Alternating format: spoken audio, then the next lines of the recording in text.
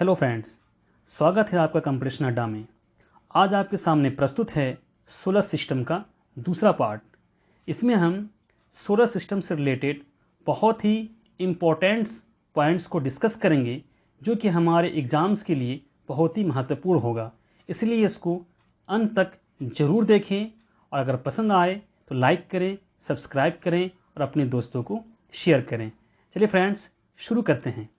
हमारा पहला प्रश्न है कि निम्नलिखित में से कौन सा ग्रह सबसे कम समय में सूर्य का चक्कर लगाता है? ऑप्शन ए शुक्र, ऑप्शन बी मंगल, या ऑप्शन सी पृथ्वी, या ऑप्शन डी बुध। तो इसका सही उत्तर है ऑप्शन डी बुध। ये सूरज का चक्कर सबसे कम समय में लगाता है। जैसे कि आप स्क्रीन पे देख रहे हैं कि जो हमारा बुध ग्रह है ये सूरज से सबसे नज़दीक है, इसलिए इसको सूर्य का चक्कर लगाने में बहुत ही कम समय लगता है। फ्रेंड्स, बुध से रिलेटेड यानी मरकरी से रिलेटेड जो इम्पोर्टेंट पॉइंट्स हैं वो ये हैं कि ये सोलर सिस्टम का सबसे छोटा ग्रह है। इसके पास कोई भी उपग्रह नहीं है। ये 88 दिन में सूर्य का चक्कर पूरा करता है। हमारा अगला प्रश्न है कि निम्न में से किस ग्रह को सांझ का तारा यानी इवनिंग स्टार कहा जाता है? ऑप्शन ए मंगल को, ऑप्शन बी शुक्र को, या ऑप्शन सी पृथ्वी को, या ऑप्शन डी बुध को। इसका सही उत्तर है ऑप्शन बी शुक्र को इवनिंग स्टार कहा जाता है। दोस्तों, वेनस यानी शुक्र से रिलेटेड जो इम्पोर्टेंट पॉइंट्स हैं वो ये हैं कि ये सौरमंडल का सबसे चमकीला ग्रह है। इसे भोर का तारा मॉर्निंग स्टार और सांझ का तारा इवनिंग स्टार भी कहते हैं। इसका आकार और भार पृथ्वी के समान होने के कारण इसे पृथ्वी की बहन कहते हैं। ये सूर्य का परिक्रमा 255 दिन में पूरा करता है। इसके पास कोई उपग्रह नहीं है। इसके वायुमंडल में सर्वाधिक कार्बन डाइऑक्साइड की मात्राएं पाई जाती हैं। ये सूर्य का चक्कर पूरब से पश्चिम में लगाता है। ये बहुत ही महत्वपूर्ण पॉइंट है कि ये सूरज का चक्कर सिर्फ और सिर्फ वेनस और यूरेनस, ये दो ऐसे ग्रह हैं जो सूरज का चक्कर पूर्व से पश्चिम में यानी ईस्ट टू वेस्ट लगाते हैं, वरना बाकी जितने भी ग्रह हैं वो सब के सब वेस्ट टू ईस्ट लगाते हैं यानी पश्चिम से पूरब। और नेक्स्ट पॉइंट है कि ये सबसे गर्म ग्रह है। तो दोस्तों, ये ऐसे पॉइंट्स हैं जो किसी न किसी एग्जाम में हमें जरूर देखने को मिलता है, तो इन पॉइंट्स को अपने पास जरूर रखा करें। हमारा अगला प्रश्न है कि निम्न में से किसे नीला ग्रह यानी ब्लू प्लैनेट कहा जाता है? ऑप्शन ए मंगल को, ऑप्शन बी बृहस्पति, ऑप्शन सी पृथ्वी, या ऑप्शन डी शुक्र। इसका सही उत्तर है ऑप्शन सी पृथ्वी को ब्लू प्लैनेट यानी नीला ग्रह कहा जाता है। जैसे कि आप स्क्रीन पे देख रहे हैं कि हमारा प्यारा ग्रह पृथ्वी है जिसमें कि हम लोग रहते हैं। इस ग्रह को नीला ग्रह इसलिए कहा जाता है क्योंकि इसका ज़्यादातर भाग पानियों से ढका हुआ है, यानी 1/3 भाग लगभग पानी से ढका होने के कारण ये नीला दिखाई देता है। इसीलिए इसे ब्लू प्लैनेट यानी नीला ग्रह कहा जाता है। अब हम चलते हैं अपने अगले प्रश्न की तरफ। हमारा अगला प्रश्न है निम्न में से किसे लाल ग्रह यानी रेड प्लैनेट कहा जाता है? ऑप्शन ए मंगल, ऑप्शन बी बृहस्पति, या ऑप्शन सी पृथ्वी, या ऑप्शन डी शुक्र। इसका सही उत्तर है ऑप्शन ए मंगल। मंगल को रेड प्लैनेट के नाम से जाना जाता है यानी लाल ग्रह के नाम से जाना जाता है। दोस्तों, इससे रिलेटेड जो इम्पोर्टेंट पॉइंट है वो ये हैं कि ये लाल ग्रह के नाम से जाना जाता है। ये सूर्य का चक्कर 687 दिन में पूरा करता है। इसके पास 2 उपग्रह हैं यानी 2 चांद हैं मंगल के पास। अब हम चलते हैं अपने अगले प्रश्न की तरफ। हमारा अगला प्रश्न है कि पृथ्वी स्थित है यानी कहाँ स्थित है? मंगल एवं बृहस्पति के बीच, ऑप्शन बी शुक्र एवं मंगल के बीच, या ऑप्शन सी बुध एवं शुक्र के बीच, या ऑप्शन डी बृहस्पति एवं अरुण के बीच।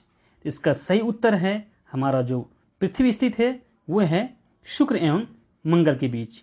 जैसे कि हम स्क्रीन पे देख रहे हैं कि हमारा प्यारा ग्रह पृथ्वी ये यहाँ पर है, और ये मंगल और ये शुक्र यानी वेनस और मार्स, इन दोनों ग्रहों के बीच में हमारा पृथ्वी स्थित है।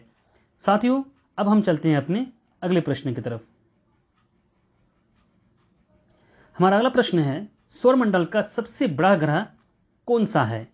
ऑप्शन ए मंगल, ऑप्शन बी शुक्र, ऑप्शन सी अरुण या ऑप्शन डी बृहस्पति। इसका सही उत्तर है ऑप्शन डी बृहस्पति। जैसे कि आप स्क्रीन पे देख रहे हैं, ये सबसे बड़ा ग्रह हमारा सौरमंडल का है। साथियों, ये जैसे आप देख रहे हैं कि इसमें जितने भी ग्रह हैं, 8 ग्रह हैं, इन सभी ग्रहों में सबसे अगर बड़ा ग्रह है तो वो सिर्फ और सिर्फ आपका जुपिटर यानी बृहस्पति है। अब हम चलते हैं अपने अगले प्रश्न की तरफ। हमारा अगला प्रश्न है कि निम्न में से किन ग्रहों के पास सबसे ज़्यादा लगभग 53 चांद है? ऑप्शन ए मंगल तथा बृहस्पति के पास, ऑप्शन बी शुक्र तथा शनि के पास, ऑप्शन सी बृहस्पति तथा शनि के पास, या ऑप्शन डी अरुण तथा वरुण के पास। इसका सही उत्तर है बृहस्पति तथा शनि के पास, यानी ऑप्शन सी। इन दोनों के पास सबसे ज़्यादा उपग्रह यानी चांद है। जैसे कि आप स्क्रीन पे देख रहे हैं, यह हमारा मरकरी है, इसके पास कोई भी उपग्रह नहीं है। वेनस के पास भी कोई भी उपग्रह नहीं है।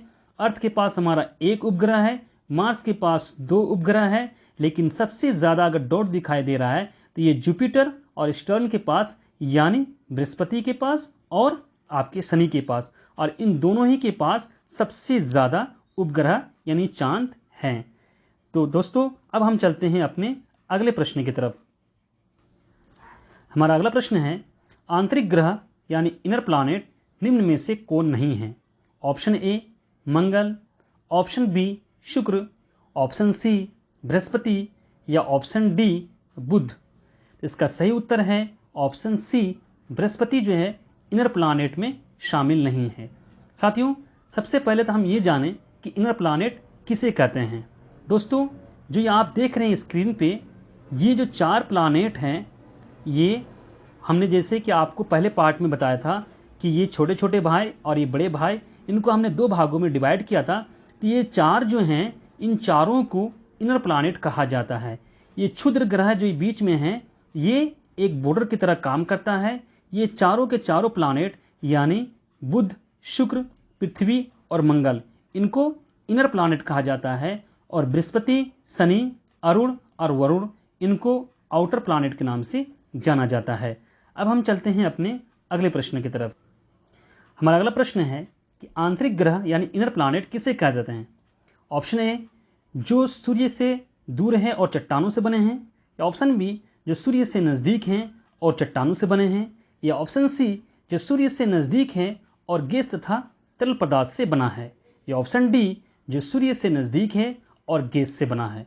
इसका सही उत्तर है ऑप्शन बी, यानी जो सूर्य से नज़दीक है और चट्टानों से बने हैं, उन्हें इनर प्लैनेट यानी आंतरिक ग्रह कहा जाता है। जैसा कि आप स्क्रीन पे देख रहे हैं, मैंने अभी आपको बताया कि ये क्षुद्र ग्रह है। इससे जो लेफ्ट में जो 4 ग्रह हैं, इन्हें इनर प्लैनेट कहा जाता है। और ये इनर प्लैनेट जो हैं, ये जो सूर्य से नज़दीक होते हैं और ये चट्टानों से बने होते हैं। लेकिन ये जो ये आउटर प्लैनेट है, ये गैस तथा तरल पदार्थ से बने होते हैं। आई होप कि आप मेरे सारे क्वेश्चनों को समझ पाए होंगे।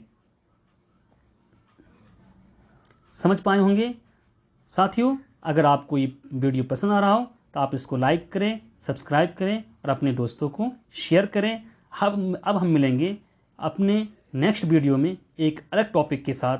Thank you.